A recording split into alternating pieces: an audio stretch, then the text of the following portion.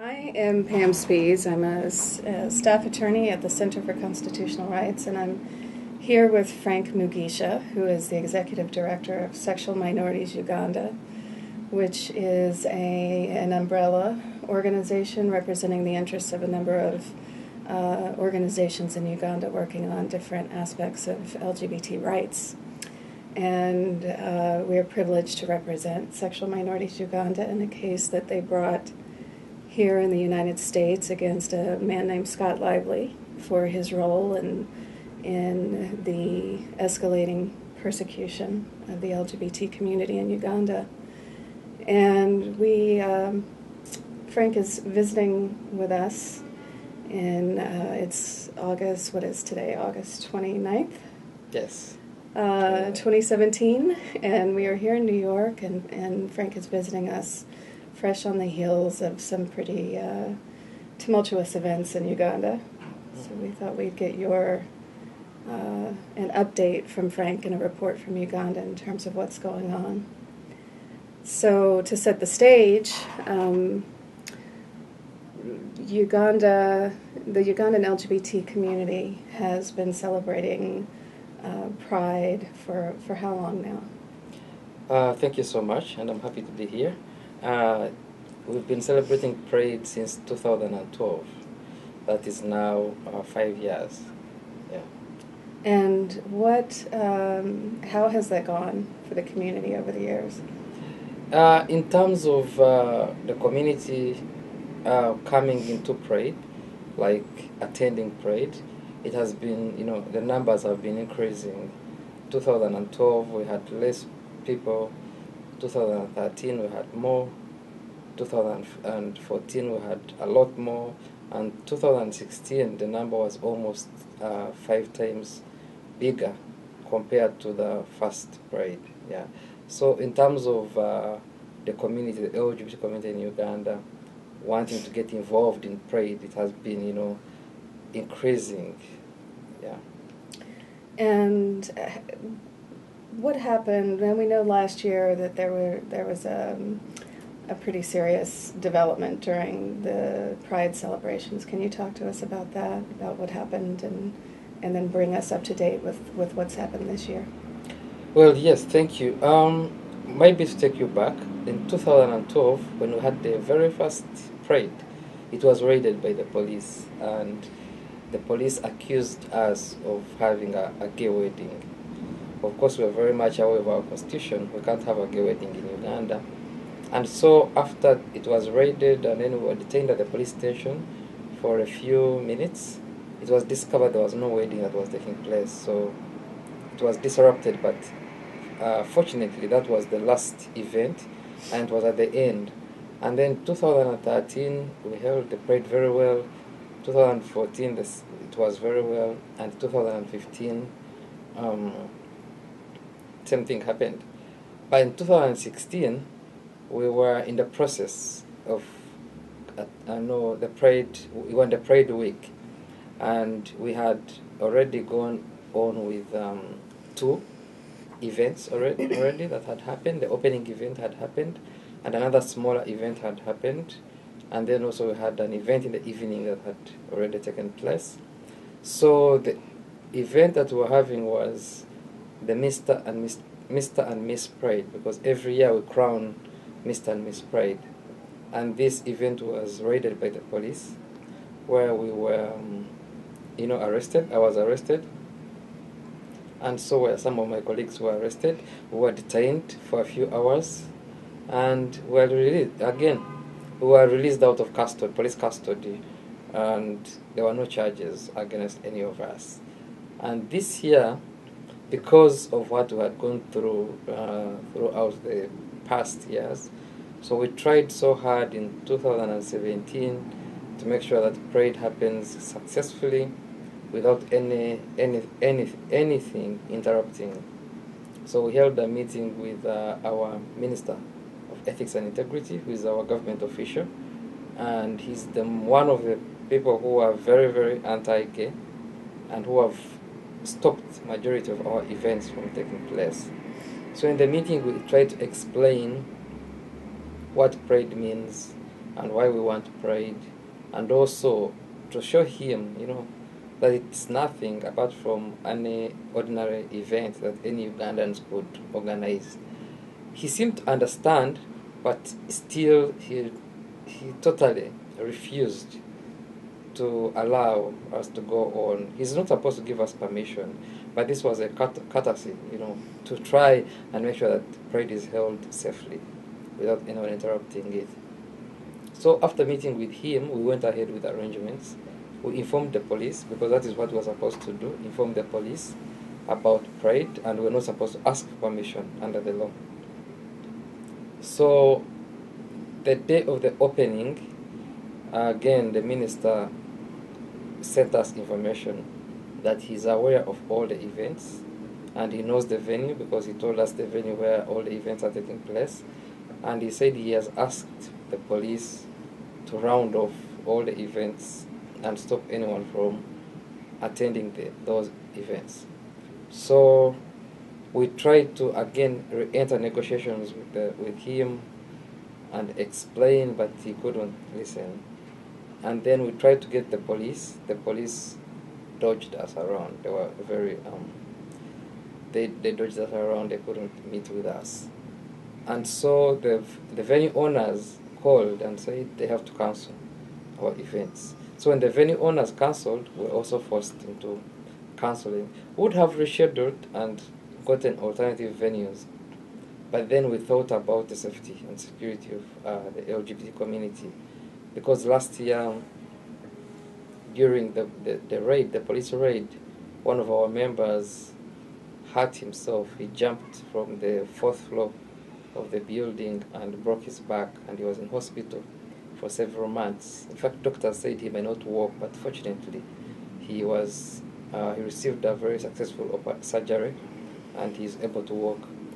So we thought about all that and we're like, no, let us cancel Pride for this year and then think about how we can reorganize with a much better strategy next year, or even eventually this year, but with a much better strategy. Well, Frank, you mentioned the safety and security concerns, and we recall last year during the raid, there was the person who was trying to flee the raid, but then there was also the way that the police were interacting with people at the venue, and there was violence involved in that. And I know one of your colleagues suffered hearing loss from one of the blows he took to his head. So even the arrests, in the process of being arrested and the raid itself, they were very, I'm sure, threatening to the community and violent in the way that was carried out. So there was concern about violence this year as well? There was big concern about violence. Yes, because last year the arrests were so threatening, they were so inhuman. Many people were beaten and tortured by the police. The police was cutting off people's hair. Some people reported sexual assault, and it was too much. So it was too much for us to think that this could reoccur this year. So we had to reconsider and say, let us rethink and also strategize. Mm-hmm. Yeah. So, we mentioned that Sexual Minorities Uganda brought a case here in the United States against a U.S. evangelical for his role in working to basically escalate the repression and persecution in Uganda. Can you talk a little bit about the role that U.S. evangelicals have played in the situation, and what folks living abroad can do to support your work and the community there? Well, yes, we have a case that we brought against Scott Lively here in the U.S., and that case, first of all, has been very helpful in trying to reduce the exportation of hatred to Uganda. And that comes to the question you asked, what has been the role of some extreme evangelicals in my country, Uganda? Before the visibility of evangelicals in my country, we're not seeing a lot of hatred towards LGBT persons. And also the language that is used in Uganda right now of promotion of homosexuality, exhibition of homosexuality, and recruiting of children into homosexuality, that is not the language we're seeing. For instance, by the time I came out of the closet when I was 14, I did not even hear any Ugandan telling me you've been recruited, or someone has promoted homosexuality to you, or there's exhibition of homosexuality anywhere. So it has, this kind of language has scared so many Ugandans and made them so hostile. So even as we interact with government, they always go back to the preaching of the pastors and say, you know, we are told this is a Western agenda, you're here to promote it, and the exhibition, it shouldn't be allowed to happen. So the influence of extreme conservative groups in spreading hatred, not only within the government, but also to ordinary Ugandans, has been huge, so much. And the case has helped reduce in the number of the evangelicals who have come. I'm imagining if the extreme evangelicals were still coming to Uganda up to now, we wouldn't even have the chance of talking to the government because they wouldn't even allow to meet with us. But the fact that their influence has reduced, that gives us a chance to dialogue on a more, I wouldn't say so even, because the ground is not so even, but at least a little bit balanced ground. Whereas before we did not have that kind of balanced ground, where we had pastors like the most anti-gay pastor Semper taking most of the center stage for everything, you know, and we didn't have any chance to even have any kind of communication or dialogue or discussion with our government. Well, and I, you know, just from having worked with you on this case for the last several years, I mean, it was clear that that was actually the intent of what they were pursuing, to make sure that SMUG and other groups and activists like yourself would have no space at all to speak, and you know, to the point of even trying to criminalize the existence of your organization, so that you and your colleagues would be facing 5 to 7 years in prison just for existing as an LGBT advocacy organization. So it's been a very tumultuous few years. But what can people working abroad do to support the movement in Uganda at this point? Well, there's so many things people can do. First of all, when Uganda had the anti-gay law, we had a lot of support from human rights groups and governments, but the moment the law was nullified and removed, the support reduced. So our thinking is that maybe people imagine that the threat is over. Well, the threat is still very huge, because even now we're still documenting very many cases of violations towards LGBT persons and social exclusion. For example, people who are sent out of school or denied employment, or people who are being harassed every day when they are doing their own work. And so the threat is still there. And the fact that we can't organize, you know, I'm beginning to think that to some extent the groups, the extreme evangelical groups that wanted to, you know, make sure we have no any space of existence, they somehow succeeded. Because until now we can't organize, we can't have events, we can't, you know, we're not allowed to have, you know, free speech, freedom of assembly. So what people can do more is get involved in any way possible.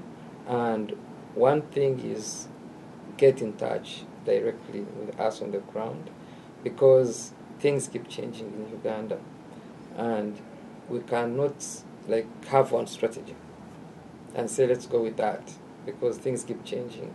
And also encourage governments, talk to the embassies, and encourage the embassies to keep the open dialogue with the government, because once we go quiet, then we lose our security in Uganda.